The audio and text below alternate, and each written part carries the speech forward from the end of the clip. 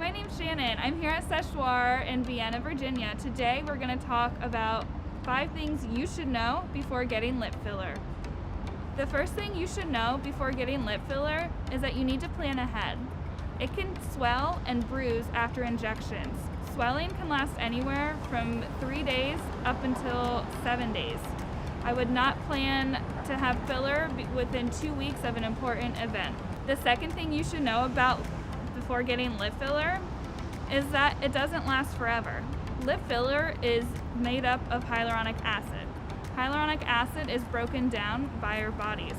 It tends to only last 6 to 12 months when injected into the lips. The third thing you should know before getting lip filler is that cheap filler does not mean good filler. If you see an ad on Groupon, run. Research your injector. Make sure that they have experience. Look at their before and afters and make sure you ask questions about the procedure. The fourth thing you should know before getting lip filler is that you might not be a good candidate.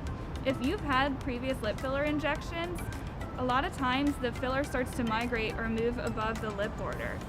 If you add filler on top of that, it will look bad, and that's what gives you the duck lip protrusion. I sometimes have to dissolve patients' previous lip filler before adding more on top of it.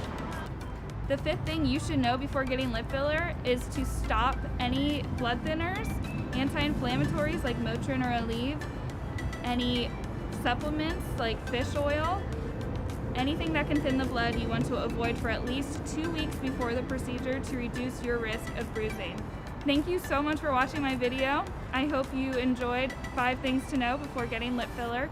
If you have any questions or want to see if you're a good candidate for lip filler, book a free consultation with me.